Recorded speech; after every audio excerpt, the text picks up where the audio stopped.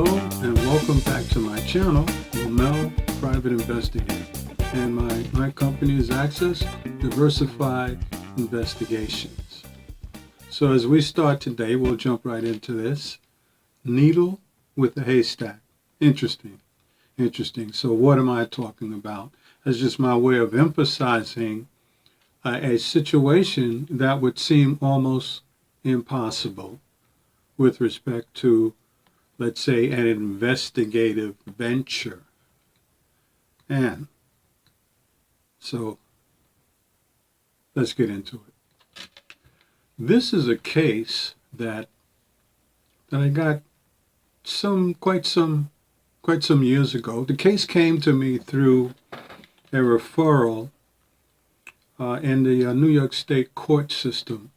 One of the employees wanted me to find a young individual, somewhere in his late teens, early 20s, who had a card, a little business card, on her vehicle, attached to her vehicle, advertising flyers, business cards, and things of that sort. She contacted him. He came to her office, and she was getting ready. She was about, a little less than a month away, I believe, to presenting a birthday party for her grandfather, who was reaching his 100th birthday. God is good. And so part of that was for this young man to create a collage. And in that collage, she had several photos that she gave him, and these were heirlooms. And she also gave him a copy of his citizenship papers and his passport. And this is all supposed to be a part of the collage. She wrote him a check for $75, and that's where this whole thing begins. Just so that you know, needle in a haystack. She lost contact with him. Somehow his phone was disconnected. She tried to talk to other people who may have seen this young man around and perhaps may have solicited some of his services. No one's seen him.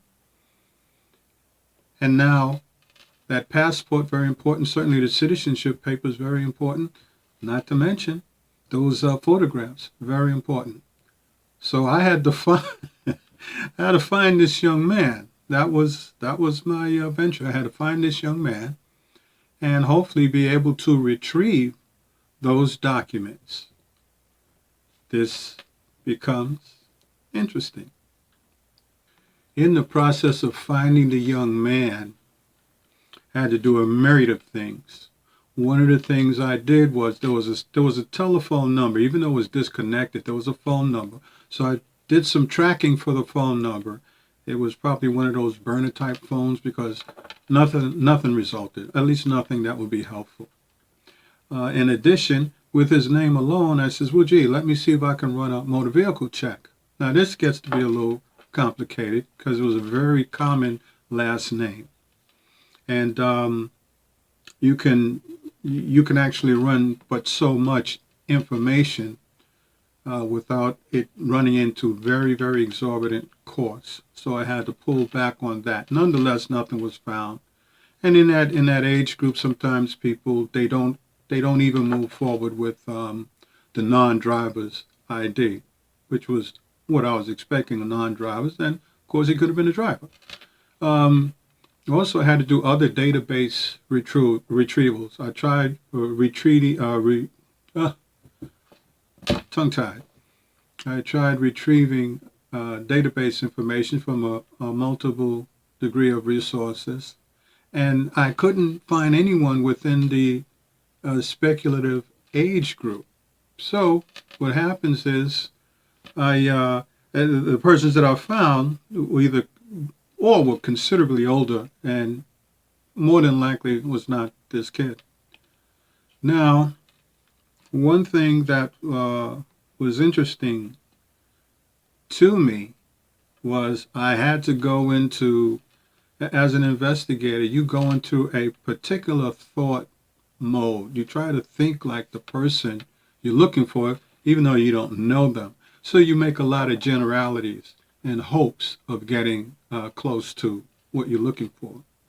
So in talking with him, I get a description of him, and it's good when you have to ask 1,000,001 questions, because it really helped a lot. I had no idea that she said he looked Dominican. Now this is not meant to create any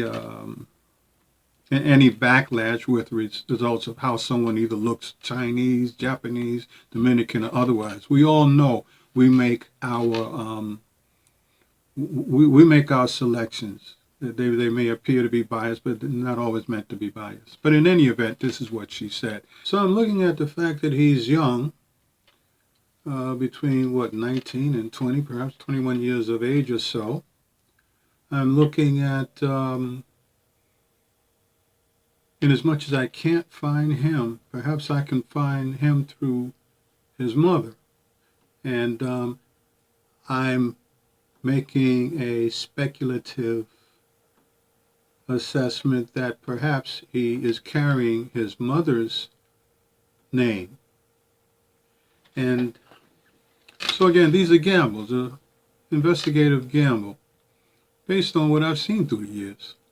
And I decided to do a zip on his name. I'm looking for females within the zip code of that particular court. And I've found several persons with the last name, and I'm looking for the mother. And in breaking down these individuals, I'm looking for someone who is, here, figure if he's about 19 or thereabouts, his mother may be anywhere between 38 and possibly 45 or less. So I narrowed things down to people who fell, women in any event, that fell within that category. And I wanted to try to narrow it down even more.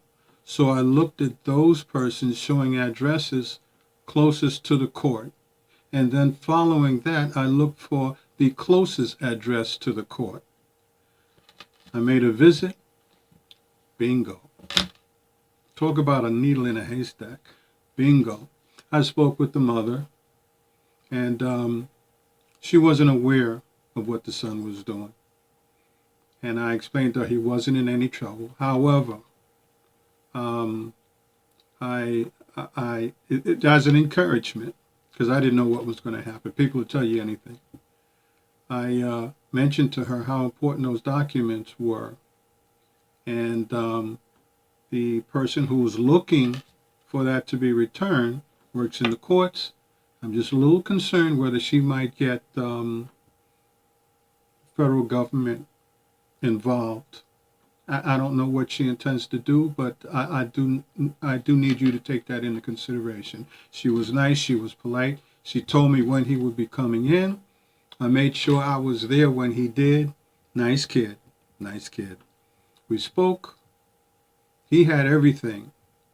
He hadn't returned it because he has some trouble with his phone, and he never cashed. Another thing, he never cashed the check. I could have used the check. The check would have helped me get a little closer as well. For the most part, I would imagine.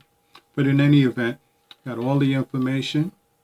He sent an apology. I recorded an apology, got it back to her, and of course she was very, very happy. But again, these are things that you go through as an investigator. If you're looking to be an investigator, things like this happen. Some of the strangest things people will present to you for some degree of resolve. You don't win all the time, but you do as best you can. And people are basically paying for, at some point, people are paying for your experience. In the early stages, they hem and haw about how much they want to pay you, but if they really want something accomplished, time is money. But in any event, thanks for hanging in there. I really appreciate it. This information is vital. You need to know it. Whether you're an existing investigator or whether you're someone who are looking towards moving into investigations, whether that investigations take you into government government agencies or private industry, working as a civilian. And so, as I always say, dream with purpose, act with intent. Smash up the likes, leave a comment. Feel free to do that. And subscribe. There's so much more I have that I want to present to you. Thanks for hanging in there.